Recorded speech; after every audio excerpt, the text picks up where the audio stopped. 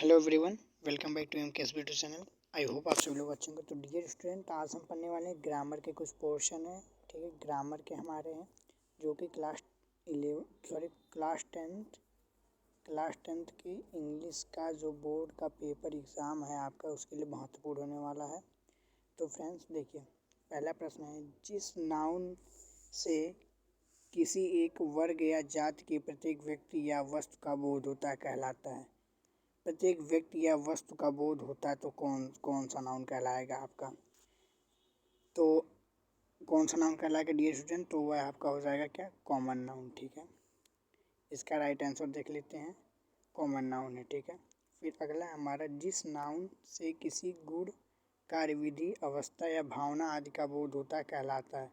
भावना आदि का बोध होता है मतलब जिसमें भावना उपस्थित हो, तो कौन सा नाउन आपका कहलाएगा। तो आवश्यक नाउन क्या होता है, इसमें भावना उत्पन्न होती है। ठीक है, मतलब भावना होती है, गुण होता है, कार्यविधि होता है, अवस्था होता है।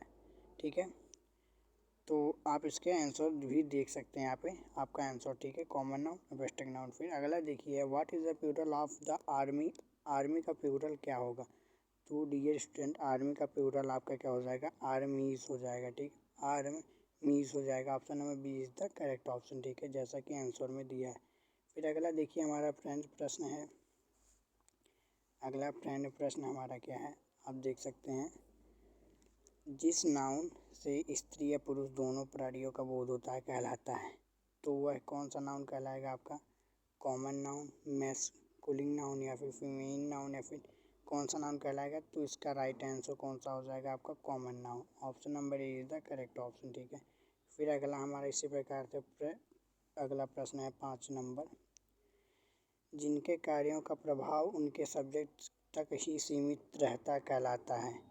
तो कौन सा वर्ब कहलाता है। तो कौन सा वर्ब कहलाता है फ्रेंड्स, तो intransitive verb, helping verb, masculine verb. तो कौन सा कहलाता है, इंट्रांजिटिव वर्ब कहलाता है। ठीक है, फिर अगला प्रश्न देखिए हमारा है, अगला प्रश्न बहुत ही इम्पोर्टेंट है, जो शब्द अपने विशेष नाउन की ओर संकेत करके उसकी व्यापकता को संकुचित या सीमित कर देते हैं कहलाते हैं। तो क्या कहलाते हैं, तो वह क्या कहलाते हैं आपके, तो कहलाते हैं क्या है फ्रेंड्स, तो वह आपके डिमोस्ट्रेटिव एडजेक्टिव कहलाते हैं। ठीक है, डिमोस्ट्रेटिव एडजेक्टिव कहलाते हैं। फिर 7वां नंबर प्रश्न देखिए, बहुत इंपॉर्टेंट है, जब एडजेक्टिव अपने मौलिक रूप में प्रयोग किया जाता है तब वह कौन सी डिग्री होती है। तो वह कौन सी डिग्री होती है, तो वह कौन सी डिग्री होती है, तो आपकी पॉजिटिव डिग्री होती है। ठीक है, फिर इसी प्रकार से अगला देखिए 8 नंबर प्रश्न हमारा है, A sentence in which subject performs of the action है state by the verb known as. तो क्या कहलाता है, एक्टिव वॉइस आपका कहलाता है। ठीक है, क्या कहलाता है, एक्टिव वॉइस कहलाता है।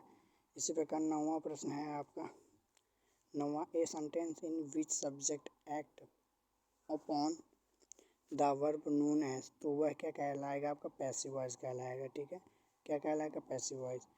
When extra word used by a speaker और राइटर। ठीक है, सेंटेंस कॉल्ड, तो वह क्या कहलाएंगे, डायरेक्ट सेंटेंस कहलाएंगे, जिसमें आपके राइटर के द्वारा निर्देश को मतलब बताया जाता है। ठीक है, डायरेक्ट स्पीच। ठीक है, डायरेक्ट स्पीच कहलाएंगे। फिर आपका देखिए, इसमें से पास्ट कंटिन्यूस का सेंटेंस है, तो कौन सा है, subject plus had been plus V4 plus object other verb plus time.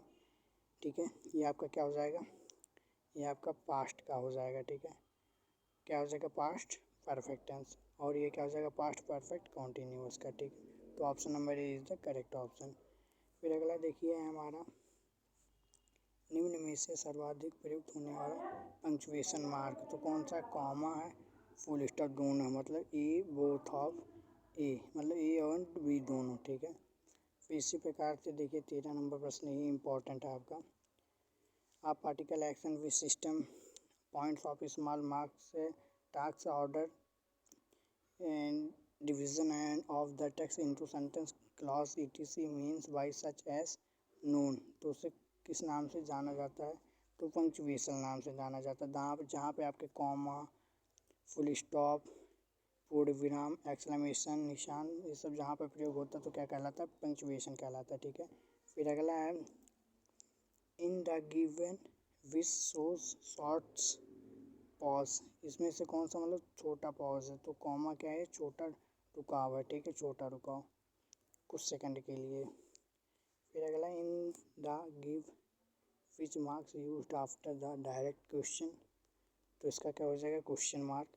Question mark जब आप किसी से क्वेश्चन करते हैं तो क्वेश्चन मार्क लगाते हैं, ठीक है, क्वेश्चन मार्क।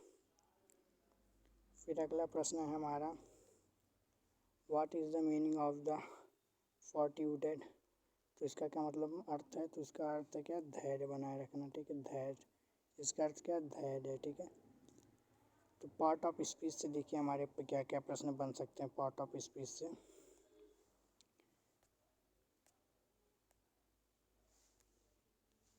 तो पार्ट ऑफ स्पीच से हमारे कितने प्रश्न बन सकते हैं आप देख सकते हैं।